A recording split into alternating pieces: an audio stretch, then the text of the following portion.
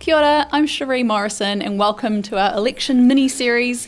Today I'm here with Aaron Takato, who is our General Manager of Democracy and Strategy. Kia ora, Aaron. So we're talking today about what it is to be an elected member, who can be an elected member, how do you become an elected member? How do you become an elected member? What does that mean? Yeah, it's really interesting. We're moving into the stand stage now, so we're providing the opportunity for those that may have an interest in standing, and it can be absolutely anyone that wishes to stand, as long as you're a New Zealand citizen. You can be a policeman, a nurse, a mother, even you can have a criminal record and still stand for local government. So we're moving into the stand stage on the 4th of July is when you can apply and put your candidacy forward to stand as a councillor or as the mayor here in Whangarei District Council. And it's not an easy job. No. I've watched a few of the council meetings and it definitely does not look easy. It must be pretty time consuming as well. Yeah, it is pretty time consuming. Like you're probably averaging three and a half days through the week to 4 through the week where you're having to commit to council direct responsibilities, i.e. you're sitting in chambers. And of course there's a lot of work behind the scenes, whether it's going to meetings within your community, communicating the latest kind of decisions that have been made. Some decisions may not be popular.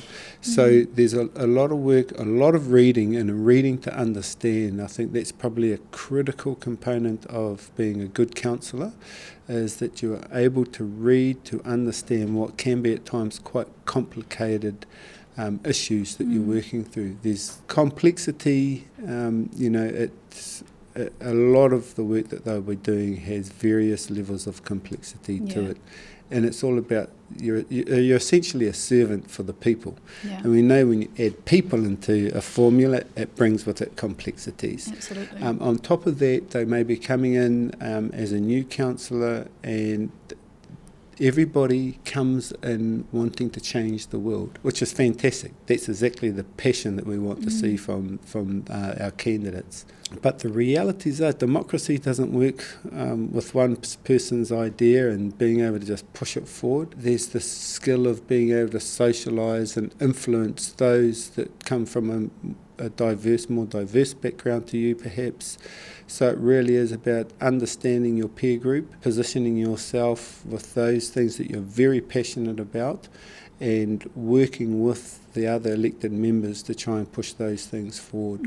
So it does take a lot of time. I know some councillors may only do 2-3 days a week, but they aren't as effective as what the ones that commit to it. And really, when you look at a lot of our councillors, they commit so much time. It's weekend time, it's night time, in meetings, talking to people, ringing them up, complaining about something. Essentially, you are that spokesperson for those communities here in Whangarei. Yeah.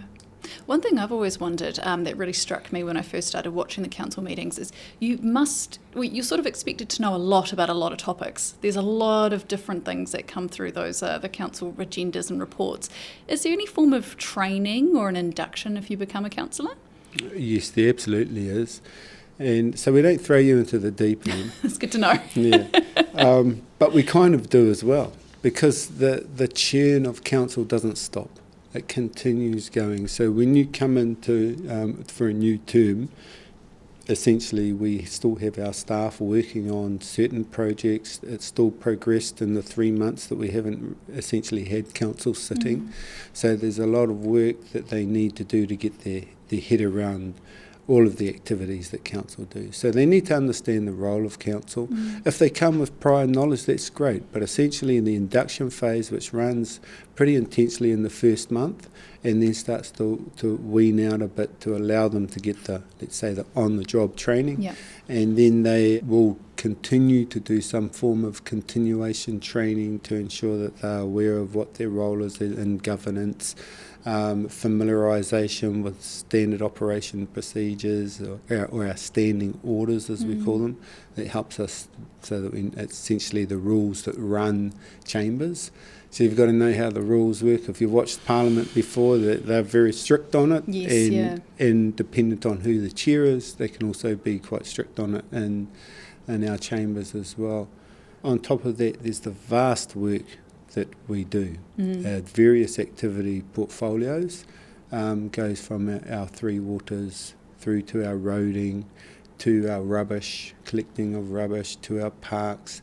There's a whole lot of information that they'll be learning about and things that our council actually administer and their role within that. It all sounds pretty intense, but there must be some good benefits to being a councillor as well. Obviously, you must, I know you say not one person can change the world, but you must get to make a really impactful difference in Whangarei.